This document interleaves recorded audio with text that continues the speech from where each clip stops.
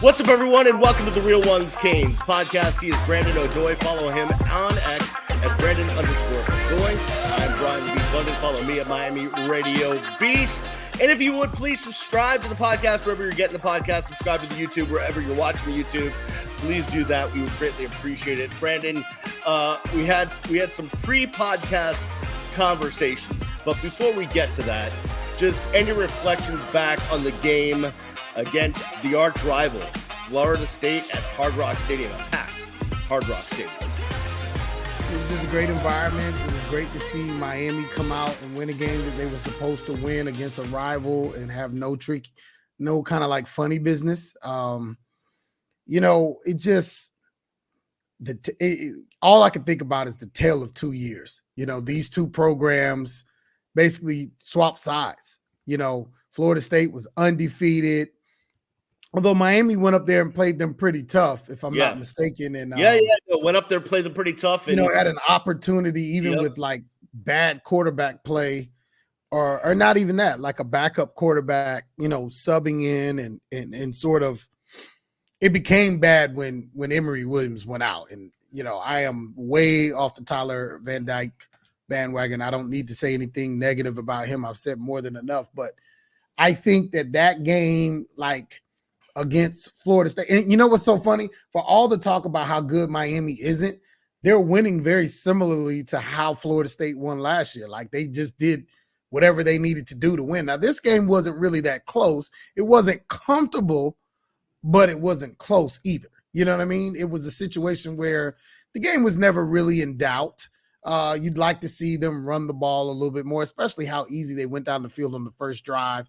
I said to you before the game, I said, man, give the ball to Mark Fletcher 20 times. Let him run for his pops. I said, I guarantee he scores like 3-4 touchdowns. I said, he's just that motivated. And I knew he was going to get the ball to start. That was the right thing to do. Great call by Matt Merritt. Great call by, Shannon Dawson. But I think what ended up happening was it became a running backs game. And Mark, knowing Mark as well as I do, he's such a nice guy and you can see this on the broadcast, he went up to Damian Martinez after scoring and he kind of motioned to him like this, let's eat. Like they truly believe that as a room, when they score, everybody scores. And that's a hard culture to drive, and that's a Merritt thing, and it probably started with Tim Harris and the guys behind the scenes, Benedict Hippolyte, who was a championship level head coach in high school at Carroll City and did a stint at Hollandale and went to Florida and then came back to Miami. That's a culture thing. When guys are selfless and they're kind of getting into their own vibe together and feel like they've accomplished something when the other guy does. I mean, Martinez was 15 for 148 and 2 scores. Fletcher had a score. I mean, people talk about, Cam Ward not really having his 300-yard game. Stats are stats. The game was dominated. He played very efficiently. He scored, on the, in the air. He caught a pass.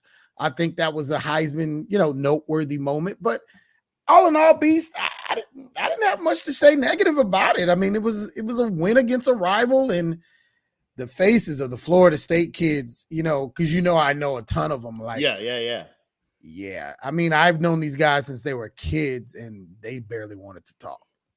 So that was kind of interesting.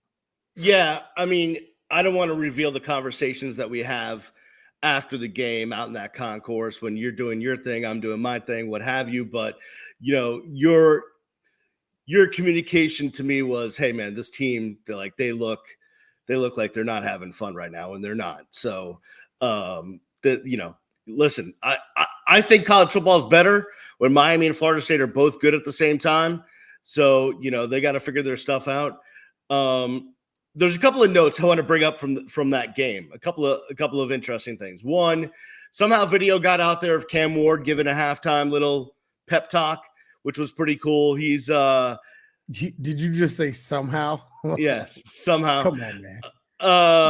Given that video got out of there. Given to certain people by the University of Miami. Given to certain they're people, the only but not ones others. Allowed. Exactly. Yeah. So just, his leadership qualities. And that ain't his only halftime speech. I bet they won't put the one out there that he said. Right. No, yeah, we've talked about others. Yeah, we've talked about others. But I just saying, like, we've talked about it all year. Like, his leadership qualities off the field are just as good as his leadership qualities on the field. So that was pretty cool to see. Can I tell another story about that? Yeah. So feel free. I'm not going to say when, but at some point during this season, Miami was on the road and they just came back from a long road stretch. Cam Ward gathered the entire team, and I can't get into the details of what he said, but let's just say he's a big time alpha leader. And he said, you know what? This needs to change. And he was not taking no for an answer. And I just think that when you see him give everybody, a really expensive, pair of headphones and that are handcrafted, and I just think he understands things about leadership that you just can't teach someone in that short 4-year window. I think it starts when you're underappreciated. I think it starts at the ascent. I think it gathers steam as the ascent kind of goes. I mean, you got to remember, for people who don't know Cam Ward history, at Incarnate World in San Antonio, they fell just short of winning the national championship because they lost in like literally a shootout to to South Dakota State, who eventually won that year. Now, all those coaches, except the one that he went to Washington State with, are at Texas State. I run into those guys every year. And I said, man, hey, tell me honestly, and this is before we knew anything about Cam Ward. I said, man, is this guy worth all this hype? And they were like, yeah, he really is. And so then I go to his Washington State coaches and I asked the defensive guys. I don't know anybody on offense. And I asked the corners coach, I said, man, they're making a big deal about this kid. He's coming down to where I am. Is this kid worth all this hype? He was like, yeah, bro, he really is. So to be kind of primed like that and then get here and actually cutting the steak open, Beast, I'll be honest, it tastes better than what they even said. Like, they gave it high reviews, and it's way more. It's beyond the field. It's like he's changing. Did you hear him talk about restoring order? Yeah. I mean, he's talking like he's been born into the Kane legacy. Oh yeah, no, I when I heard that, I was like, okay, like, I feel like you've been here for 5 years, right? Like, I mean, he was talking like a kid born in Broward or Dade County. Yeah. Restoring the legacy? Here, listen. This kid's from San Antonio. I mean, this kid's from Texas. He came here on a mission. He did. And it wasn't just a personal mission. It was a team mission. It was like, I'm putting this whole thing on my back and we're doing this together kind of a mission. You know what he kind of reminds me of? The movie Glengarry Glen Ross. Yeah, of course. I'm on a mission from downtown. Yep. And he comes in, he's like, you want coffee? Coffee's for clothes. Right. Yeah. Steak knives. Whatchamacallit? The other thing he reminds me of, I'm going to throw out a number and I'm going to I'll give you a few seconds to see if you can stumble upon it, because I think it's a similar motivational thing. 199.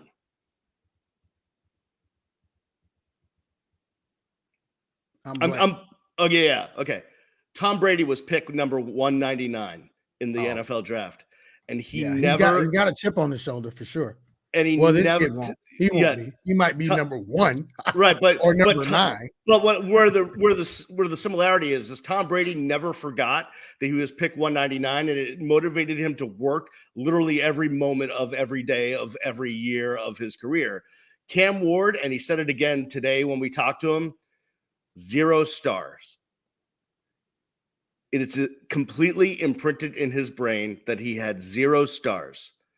Yeah. Listen, I don't know how that happens. I don't know. But right. But it's a similarity. Everybody in Texas who's over rivals 247 on 3. Everybody's got to be like 0 stars. Cam Ward is going to replay that in his mind every single day. But see, that was the point I was making, Beast, and I'll finish it quickly. There are things that you gain when you go to FCS first, and your locker rooms are not that fancy, and you're driving on buses to go to away games, and life's just not easy. And then when he went Power 5, which is now Power 4, he went to Washington State. It wasn't like he went to like an elite Power 5 program. Right. He went to a somewhat of a cellar dweller, in the absence of Mike Leach. Like, Washington State hasn't really done a ton, and he made them respectable for a season. And it was in the same season where a national title contender came from inside the state. So there was real competition. Now he says, hey man, I know my worth. He thought about going to the NFL, says, no, I'm going to come back to college football, but I'm so sure I'm going to do so well that, hey, I need an NIL package that exceeds what you think it should. And don't worry, your money will be well spent. And let me tell you something. There's much to do about NIL. That kid has earned, like, literally, they'll probably still owe him money after he's gone. No, I'm serious. No, I know. No. Hear me out. And I know we don't have a ton of time. If he truly puts the U back in order by, like, I don't even think he has to win a national. I think if they just go to the Final Four, if he does that, he's worth, oh man, you could pay him residuals forever, because now everything's back in play. And he's never going to have to buy a meal in this town. He won't spend a dime. It won't spend a dime. And let's not even talk about, listen, the University of Miami has spent a lot of money in a lot of areas and improved a lot of things. And a lot of them you've seen, a lot of them you don't. The stuff you don't see, but you kind of do, but you kind of don't. The effort and the money they've put into their AV, their digital media, their graphics, all that stuff. Did you see that Heisman movie they put out? I don't think they're pushing him enough. I'm glad that video finally dropped. I feel like the national media has pushed him more, but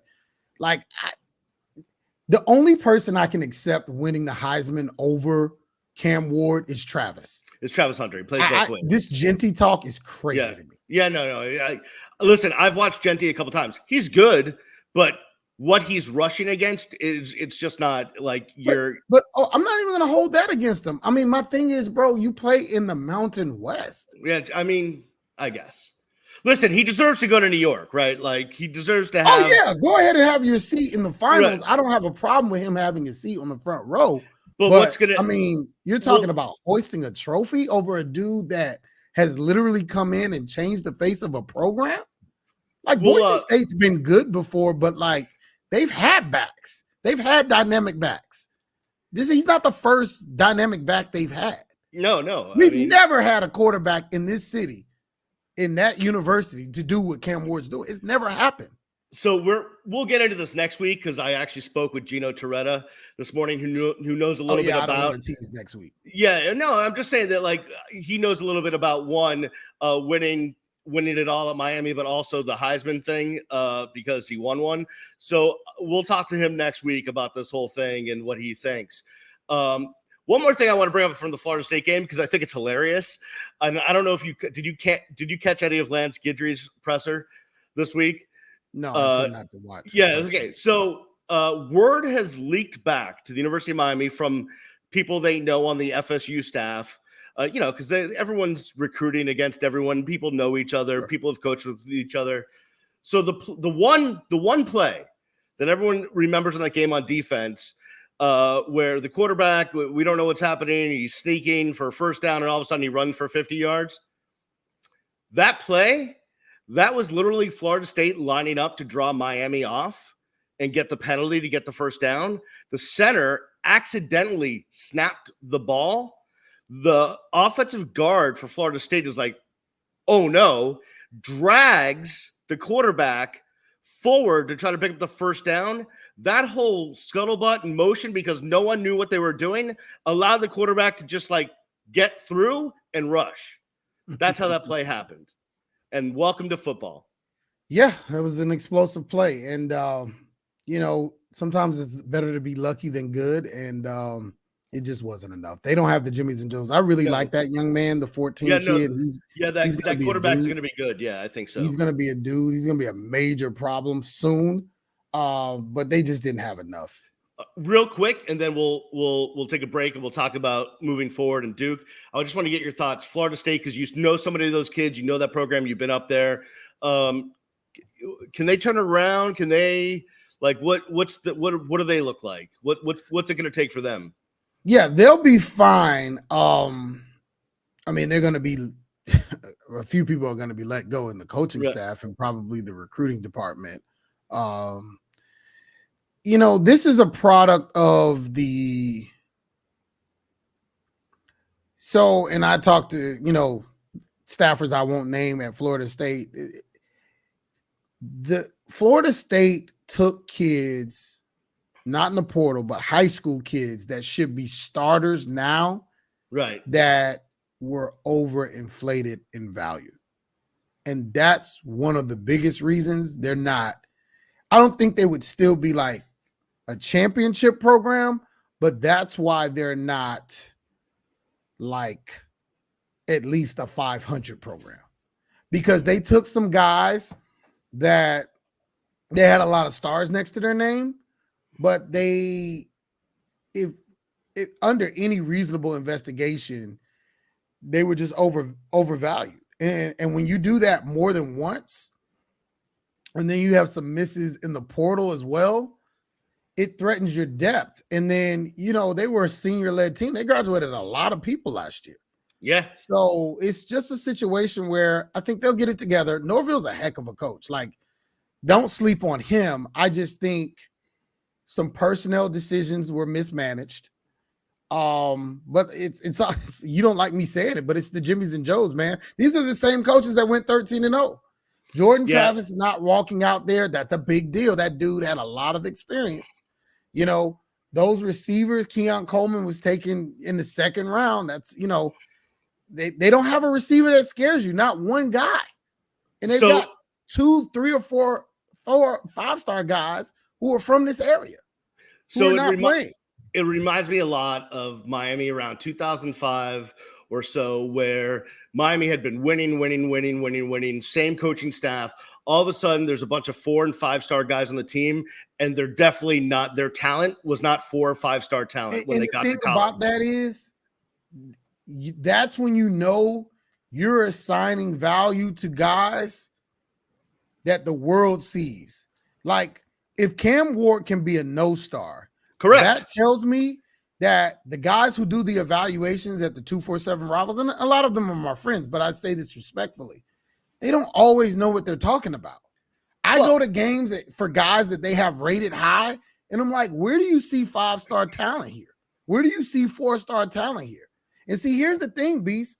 What used to be a 3- and 4-star guy is changing, because you don't have 2 or 3 years to develop. You don't have a red shirt, all this transferring or whatever. Guys are not sitting still. To me, you can't be a 4-star if you can't go and get time right away as a freshman. Right. There's no such thing as developing anymore. People aren't sitting in programs for 2 to 3 years. That's not happening. Quarterbacks have to play almost right away. What a world we've reached into. By the way, if the NFL machine with billions and billions and billions of dollars and all the scouts that they have can't get their number 1 draft pick right? I mean, like, how many times do we see a team do all of the you're going to start seeing that. Right. So imagine, to your great point, that's 32 teams. Correct. Mismanaging money and picks. Yep. Now multiply that by 130 something in Division I. Yep. Things are going to get dicey. And let me say this about Florida State before I close. Remember, they were on the cusp of some really big talents. KJ, who's now at, I want to say his name is KJ Bolden, who's at Georgia. He starts for them in their secondary. He was committed to them for the longest period of time. Yep. KJ Bolden, Armando Blunt. There were some others. Let me tell you, and I think this is fair to say, this is somewhat I feel more comfortable saying this than I would about if it was there are some behind the scenes things that did not go the way they probably should have in consideration to the FSU collective, and they have to be worked out. And what I'm saying is you've got, and I see fans, I see the message board stuff. The coaches are getting blamed for some things that they had no control over. Oh, of course. Like if you're gonna talk contracts and numbers don't add up, it doesn't matter who's coaching, bro. Got it. All right. We're going to take a break. On the other side, we'll look at this game against Duke and our old friend Manny Diaz. It's the Cafecito Bowl. We'll do that on the other side. The Real Ones Games podcast. Welcome back to the Real Ones Games podcast. I'm Beast Brian London. Follow me at follow him at Brandon_O'Doy. Brandon, it is our old friend Manny Diaz coming to town for a nooner. I hope it's not a sleepy nooner. I hate the sleepy nooners, but a nooner against the University of Miami. Interesting storylines in this game, right? There's some former Canes on that team, Manny Diaz on that team. We know some of them. They know some of us. And Manny's done a good job with Duke this year. They are 6-2 overall, 2-2 in the conference. Just your thoughts as Duke comes to town. Yeah, I mean, they're really a made field goal away as time is expiring coming into this game 7-1. I mean, this is a formidable opponent, and I think we all know about Coach Diaz's defense. We all know that, he knows a lot of these kids. I mean, to some degree, I mean, he recruited a lot of them. And so at the end of the day, he says he's let bygones be bygones, but I don't believe that for 10 seconds. He's coming down here and he's trying to get some get back. He'd like nothing better than to stop all this fantasizing about, national championships, this undefeated streak. He is from Miami. I mean, trust me, there'll be no shortage of motivation. Malik Murphy, who probably feels some type of way by not getting a call from the University of Miami when he went in the portal. Yep. Pretty sure he's going to be motivated. They run the ball really, really well. If you've watched this Duke team, they turn the ball over extraordinarily. No surprise. Jonathan Packey, defensive coordinator, a name Canes fans are very familiar with. He'll be back and he'll be, very interested to make some things happen. Coach Diaz, no shortage of motivation for him. So I mean, you better wake up early because Duke's going to come to play.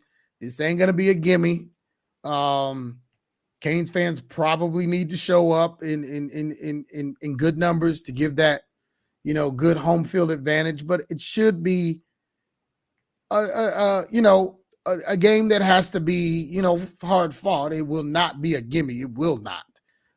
Especially for that secondary and the run defense for the Miami Hurricanes. The tackling will be tested tremendously. They run the ball super effectively.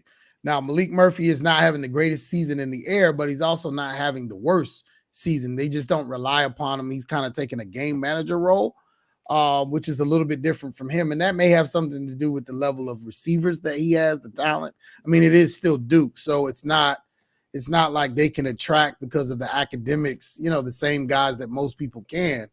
But, I mean, they're playing well as Vanderbilt. It's a great year for the academics, except my school, of course. But, I just think that you got to be real careful. And I've called, this is one of my traps. This is one of my preseason traps. Miami has negotiated every trap to this far. This is the last of 2 traps that is set. The final trap, and it's only a trap if Miami loses a game along the way or goes into that game undefeated, is at Syracuse for it all. Same thing that happened to the 10-0 team when they lost on the road around Thanksgiving in a cold environment. Now, this game is played in a dome, thank goodness, but this is one of the 2 remaining traps that I forecast. And, yeah, it's got to be navigated. It's got to be cleared. And Coach Diaz, a friend of mine, he ain't coming down here to play games. Yeah. This offensive output that the University of Miami will have in this game might look like a lot like what we saw on Saturday against Florida State, with a heavy run presence, because the one thing Duke does well. Yeah, the one thing Duke does well is defend the pass, whether it's what they do on the front end with their blitzes or in the back end with their coverages. They defend the pass really well. One of the best teams in the country as it relates to passing efficiency, defense, pass defense, all those numbers. They turn you over, all of that stuff. But you know what? They have not done great when it comes to stopping the run. And Miami is a fleet of running backs that they'd be more than happy to send out there to pick up yardage. So you read my mind, because I think the way to counter this team is to do exactly what they plan on doing: run the ball down their throats. Because where they don't have Miami is the depth on the D line. You got to think about this. And it made me think about something when you were just talking about that. Florida State did a really good job of limiting Xavier Restrepo. Like, that's probably the quietest game he's had all season. Yeah, of course. Okay. John Pack, he knows Xavier Restrepo inside and out. And so does Manny Diaz. Because guess what? They recruited him. They're the reason they signed Restrepo.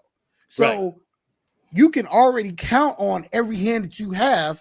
Anything he does, they know inside and out. So somebody else is going to have to step up in this game. And here's the crazy part. They recruited Isaiah Horton. They signed Isaiah. Well, they recruited him. They didn't sign him.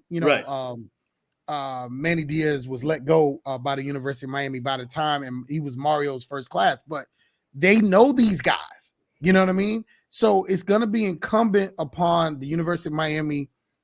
And just because they know it doesn't mean they can stop it. I'm just saying, you wonder if they'll take a peek at the Restrepo playbook that Florida State used to limit him, because that's only the second time all year that he wasn't the leading receiver. It happened again against USF, another game that was tighter than it needed to be for a half. Right. And so, there's going to be some copycatting. Miami has to do some self-scouting, and credit to both coaching, units, the offense and the defense. They've done a good job of sort of, learning from their mistakes, so to speak. But yeah, it's an area of concern, because it just came to my mind, like, Florida State really had a good plan for Restrepo, and that kind of hurt Ward. I think that kind of made Ward a little less dangerous, and you saw it like in the production.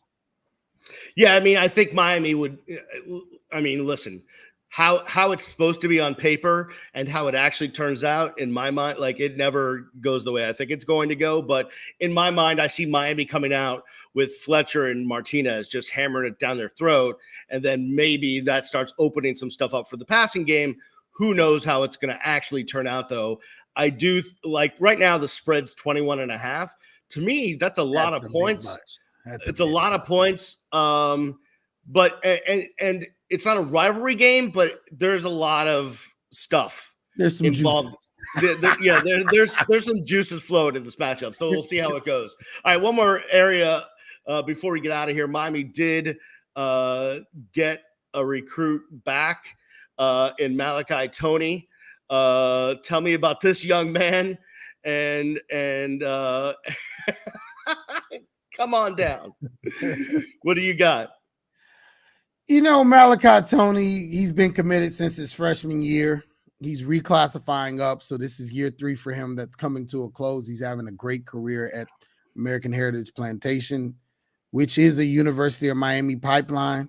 You've had a lot of talent that has come from there and played at the U. I think this was an NIL play. I think he needed to get loved up by some other folks, get his dollar amount up. And this is purely speculation. I don't know anything. When you commit as a freshman, the conversations about money don't really happen right away. When you start trying to ask those questions, and they're not really going the way you. But let me just say this: he's back. I'm not going to make any overtures about him being back. Everybody who's a Cane fan should be extremely excited. He's Xavier Restrepo, and a much more maybe dangerous version in consideration of his speed. So the deal is this one thing that this recruiting class, the 25 class for the Hurricanes, didn't really have was a lot of depth at receiver.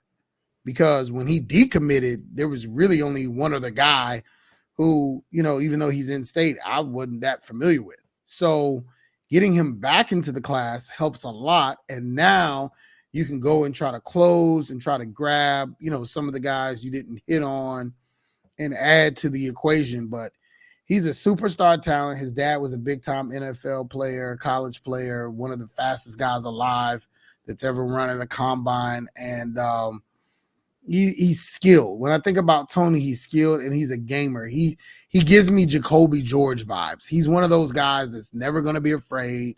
It's going to, say, give me the ball. He's a great competitor. And, I've had him since 6th grade in hotbed. And the crazy part is I'll show you a picture probably after this is over about how small he used to be. And now he's taller than me. And actually, I thought the issue with him was going to be he was never going to get tall enough, but he's about 6 foot now, at least 5'11". I know he's taller than me, so he's got to be 5'11", maybe and a half or 3/4, possibly even as much as 6'1". So at the end of the day, he just brings great competitiveness, great ball skills, speed, but more so quickness, like in and out of routes, good hands. And he's just a killer competitor. He just wants to win, loves ball. And he's a mild-mannered kid, but you do see him piping up, on the field, especially in tight games. And, his team could play for a state championship this year, and then he could, come to the U. But that's a good, pickup, get back from, potentially being out there. And I don't think he ever really wanted to go anywhere else. He just needed a little love, and all accounts are settled and he's good to go. One last thing before we get out of here. There's a lot made about the amount of recruits that were at the Miami-Florida State game, and there certainly was. Do you think that game had an impact, or what do you think was the return on that investment for the University of Miami in that game for recruits? 26 class. I think it'll pay dividends next year. I think it basically kind of helps people to realize that, Miami's the big dog in the state right now. And, it's because this year's over, but I mean, and there's no decommitting and stuff like that. You see far fewer of that because kids are getting paid, you know what I mean? Right. And kids have contracts or at least talking about contracts. And the other thing, there's NIL in the state now. So, kids can make money, and as long as they do it the right ways, they can make money before actually going to college. So I think that everything that took place with the recruits, and you saw them all in the, sort of the bowels of the stadium, and that was a lot of kids. I think it's just helping the impressions with the classes to come, 26 and 27, because you got to remember, these kids have never known the Hurricanes being good. They've just never they couldn't look on SportsCenter and see Miami Hurricane highlights unless they were getting drubbed by someone else. I mean, So this is the excitement around this is new. The excitement around this is, they're kind of now being able to witness and kind of, this is what they've heard about from their parents. And it's like, okay, now it's our turn to kind of see the U up and, feel the vibe. But I can tell you, man, Miami, if Miami starts getting the pick of the litter, that could get ugly because people love to come here. It's nice and warm, and if it wouldn't throw off the video, I'd show you, man. It's cold places now. I mean, it's 80 degrees here. I'm still no doubt, short sleeps. Yeah, I know someone that was. Why wouldn't you pick that? I know someone that lives up in the upper Midwest, way up, I think, in the UP, in the Michigan Peninsula, and was dealing with flurries, snow flurries. It's not even November yet. So there you go. It's not a bad place to be. All right, man. Seen snow here, 17 years, never seen it. Yeah. Yep. No, not since 1979. Hasn't happened. All right. That'll do it for us on this week's show. We appreciate everyone for listening and watching. We'll have our post-game reaction after hopefully Miami beats Duke and stays undefeated. Next week's show, we hope to have Gino Torretta on to break down Cam Ward and the Heisman and all that stuff. So look forward to that. We will see you on the other side. Peace.